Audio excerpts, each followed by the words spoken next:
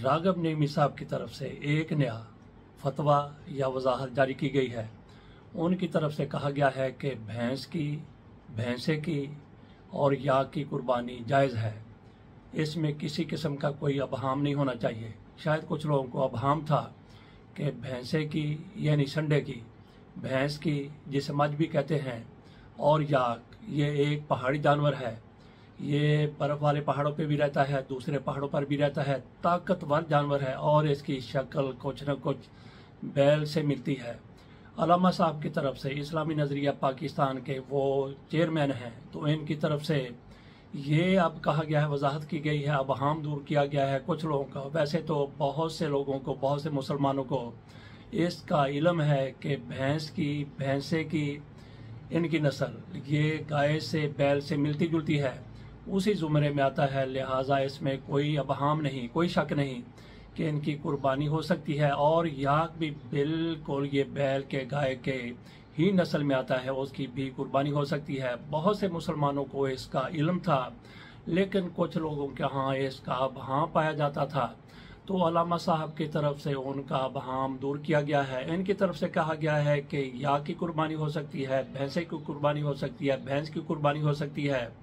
उन्होंने कहा कि नबी अकरम सल्लल्लाहु अलैहि वसल्लम के दौर में वहाँ पे अरब में भैंसे का चूँकि नस्ल नहीं मौजूद थी, दूसरे इलाकों में उस वक्त भी भैंसे मौजूद थे, तो इस वजह से वहाँ पे नबी अकरम सल्लल्लाहु अलैहि वसल्लम के दौर में इसकी कुर्बानी, चूँकि ये जानवर ही वहाँ पे नहीं पाया जाता था, इसलिए वहाँ पे कुर्बानी नहीं होती थी, तो इनकी कुर्बानी जायज़ है। इसके साथ साथ अलामा साहब की तरफ से, जनाब राग़ब नईमी साहब की तरफ से मज़ीद भी लोगों को कुछ हदायत की गई है। कुछ लोगों को बताया गया है कि किस तरह से आपने कुर्बानी करनी है, किस तरह से कुर्बानी का गोश्त तकसीम करना है।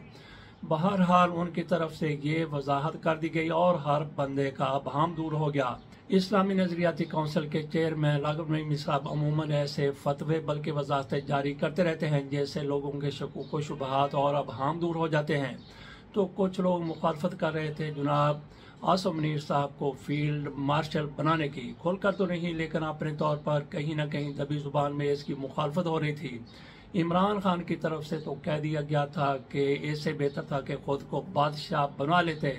इसी तरह से तहरीक इंसाफ के कुछ और लोग भी इस पर तनकीद कर रहे थे कि फील्ड मार्शल इनको क्यों बनाया गया, क्यों लगाया गया।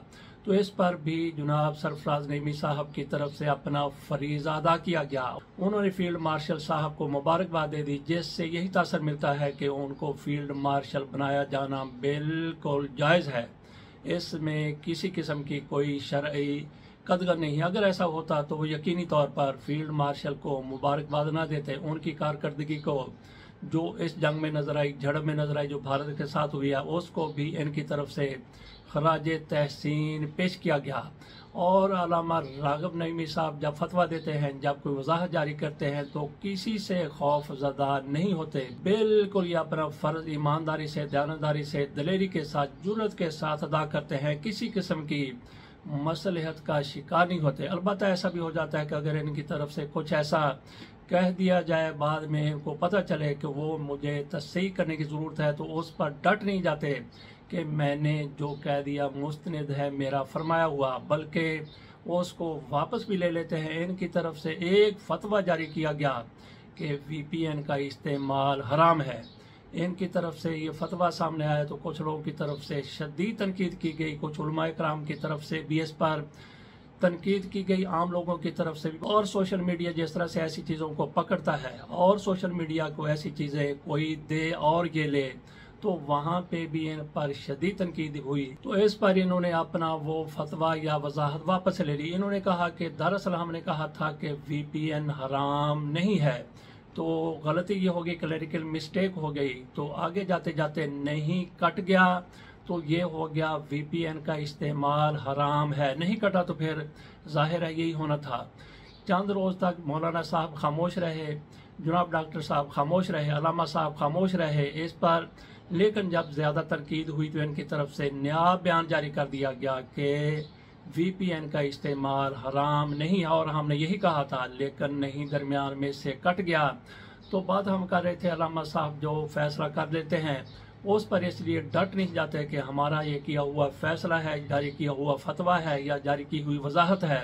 अगर ये कभी देख लेते हैं कि इसमें कोई सुकम रह गया है तो उसको दूर कर लेते हैं। बड़े अजीम आदमी, और आपको ये बता दिया कि फील्ड मार्शल साहब के हवाले से भी उन्होंने वजाहत जारी की है, जिससे कौम के अंदर, अवाम के अंदर थोड़ा बहुत कहीं कहीं अगर कोई अबहाम पाया जाता था तो वो भी दूर हो गया।